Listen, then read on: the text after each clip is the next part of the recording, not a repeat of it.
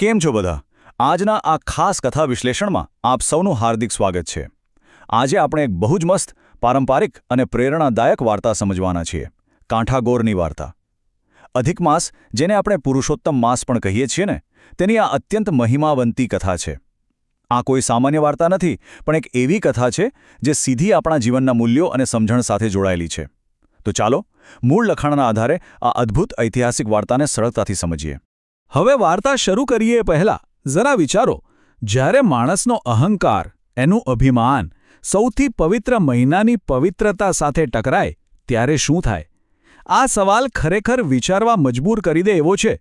આ કથા માત્ર કોઈ ધાર્મિક વાત નથી, પણ માણસનો સ્વભાવ, એનો અહંકાર અને શ્રદ્ધા વચ્ચે કેવી ટક્કર થાય છે એનું બેસ્ટ ઉદાહરણ છે. અને આ પ્રશ્નનો જવાબ જ આખી કથાનો સાચો સાર છે. તો ચાલો આમાં થોડા ઊંડા ઉતરીએ. આપણો પહેલો વિભાગ છે પવિત્ર અધિક માસ. કથાનો આરંભ ક્યાંથી અને કેવી રીતે થયો તે ફટાફટ જાણી લઈએ. મૂળ લખાણ જોઈએ તો આ કથાના તાર સીધા આપણા ઐતિહાસિક અને પવિત્ર મૂળ સાથે જોડાયેલા છે. રાજા પરીક્ષિત ઋષિમુનિઓ સાથે બેઠા છે અને જીવનમાંથી મુક્તિનો માર્ગ શોધી રહ્યા છે. બરાબર એ જ સમયે ત્યાં 16 વર્ષના એકદમ તેજસ્વી અને જ્ઞાની શુકદેવજીનું આગમન થાય છે. રાજા તેમને મુક્તિનો કોઈ સરળ રસ્તો બતાવવા વિનંતી કરે છે. ત્યારે શુકદેવજી તેમને શ્રીમદ ભાગવત સંભળાવે છે.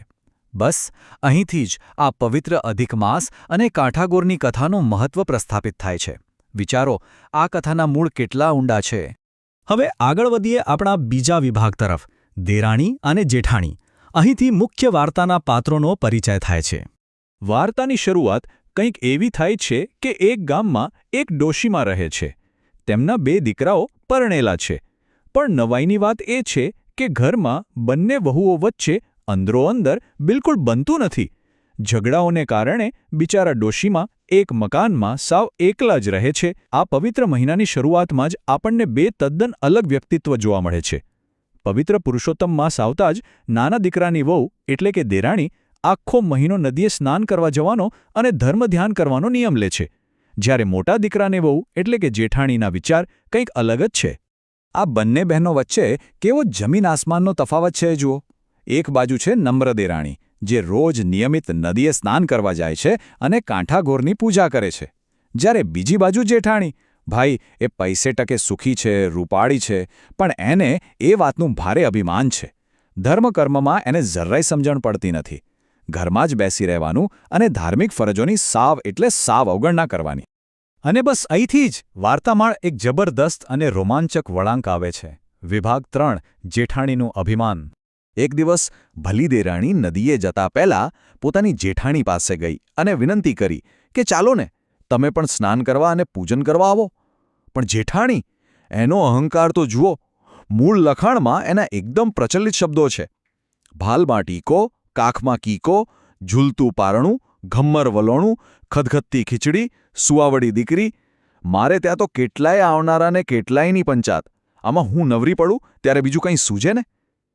નાકમાં નસકોરા ફૂલાવીને એણે દેરાણીનું અપમાન કરી દીધું કે આવા કામ તો ભક્તાણીઓના છે. ટૂંકમાં પોતાના વ્યસ્ત સંસાર, મહેમાનો અને કામકાજનું બહાનું કાઢીને ભગવાનની પૂજા માટે સમય ન હોવાનો એણે સીધો અહંકાર બતાવી દીધો. પણ જુઓ, કુદરત અને પરમાત્માના નિયમો કંઈક અલગ જ હોય છે. જેઠાણીના આવા અભિમાન અને વ્રતની નિંદા કરવાથી કાંઠાગોરમાં ક્રોધે ભરાયા. એના અહંકારનું પરિણામ બહુ જ જલ્દી એની સામે આવી ગયું. ભગવાને જે સુખો આપ્યા હતા, જેના પર એને આટલો બધો ગર્વ હતો, એ બધા જ ભૌતિક સુખો રાતોરાત ગાયબ થવા લાગ્યા. પરિસ્થિતિ કેવી બગડી એ જુઓ. આફતોની તો જાણે વણઝાર આવી ગઈ. દુકાને ગયેલો પતિ પાછો આવતો નથી. દીકરો નિશાળેથી ગાયબ થઈ ગયો. પિયર કે સાસરે ગયેલી દીકરીઓ જ્યાં છે ત્યાં જ રોકાઈ ગઈ, પાછી ફરતી જ નથી. સીમમાં ચરવા ગયેલા ઢોર પણ ગાયબ. અને વાત માત્ર અહીંયા નથી અટકતી. ઘરમાં ચાલતા ગમ્મર વલોણા અને ઝૂલતા પારણા પણ અચાનક થંભી ગયા. આ અણધારી અને ભયાનક પરિસ્થિતિએ જેઠાણીને અંદરથી સાવ હચમચાવી નાખી. જ્યારે માણસનો અહંકાર તૂટે ને, ત્યારે જ એને સાચો રસ્તો દેખાય છે. આપણો ચોથો વિભાગ, પસ્તાવો અને પૂજા. ગભરાયેલી અને રડતી જેઠાણી છેવટે એના સાસુમા પાસે દોડી જાય છે. સાસુમા બહુ જ જ્ઞાની હતા. એમણે તરત જ ભૂલનો અહેસાસ કરાવતા કહ્યું કે જો ભાઈ, જે ભગવાનની નિંદા કરે ને એને ત્યાં બધું અવળું જ થાય.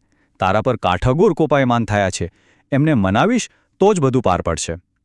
પછી સાસુમાએ સાચા પસ્તાવા માટેની એક ચોક્કસ વિધિ બતાવી. બહુ ધ્યાનથી સાંભળજો.